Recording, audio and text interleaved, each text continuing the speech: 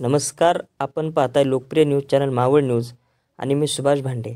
राज्यातील सर्व ration card धारक आणि शिधापत्रिका धारकांसाठी केंद्र आणि राज्य सरकारतर्फे एक धक्कादायक सूचना जारी करण्यात आलेली आहे।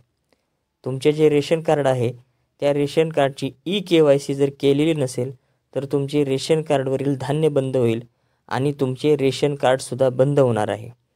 अनेक सरकारी योजनांचा लाभ घेण्यासाठी आणि अनेक सरकारी योजनांमध्ये रहिवाशाचा पुरावा म्हणून रेशन कार्ड वापरले जाते।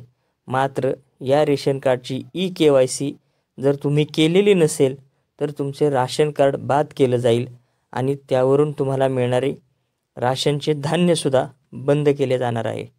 शासनाच्या केंद्र आणि राज्य सरकारच्या सार्वजनिक वितरण व्यवस्था आणि पुरवठा विभागाने या प्रकारचे आदेश पारित केलेले असून राज्यातील सर्व राशन कार्ड धारकांनी लवकरात लवकर ई-KYC करावी अशा प्रकारचं आवाहन करण्यात आलं आहे।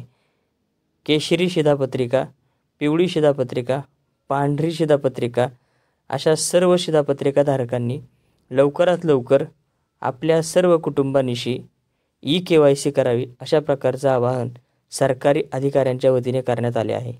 मात्र जर राशन कार्ड अपडेट करून त्याची ई-KYC केलेली नसेल तर मात्र तुमचे राशनवर मिळणारे धान्य बंद होईल आणि राशन कार्डसुद्धा बंद होणार आहे।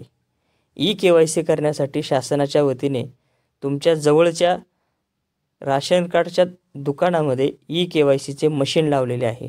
या मशीनवर तुम्ही जाऊन कुटुंब प्रमुख आणि कुटुंबातील इतर सर्व व्यक्तींनी आपल्या अंगठ्याचे ठसे द्यायचे आहेत।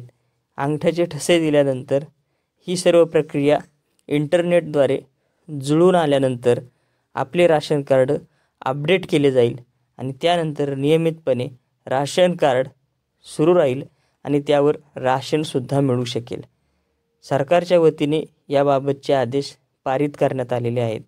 राशन कार्डवर मिळणाऱ्या धान्याचा गैरव्यवहार रोखला जावा, योग्य त्या व्यक्तीलाच आणि योग्य लाभार्थ्यालाच त्याच्यापर्यंत राशन पोहोचलं पाहिजे आणि राशनचे धान्य आणि राशनच्या शिधापत्रिका यांमध्ये जो गैरव्यवहार केला जातो तो थांबवण्यात यावा, यासाठी केंद्र आणि राज्य सरकारने हे महत्त्वाचे पाऊल उचलले आहे असे शासनाच्या वतीने सांगण्यात येते।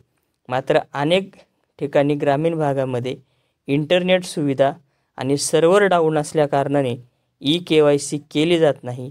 त्यामुळे अनेकांनी ई-KYCला कंटाळून राशन कार्ड अपडेट करणे किंवा त्यावरील राशन घेणेच बंद केले होते।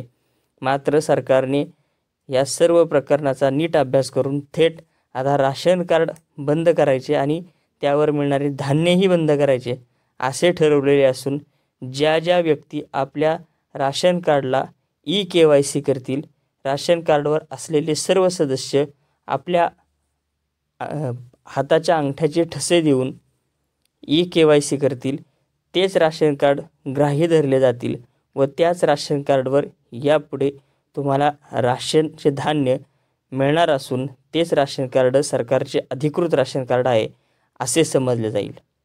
या संदर्भातील विविध अपडेट्स आणि बातम्या जाणून घेण्यासाठी सुभाष भांडेसोबत पाहत राहा, शेअर करा, सबस्क्राईब करा।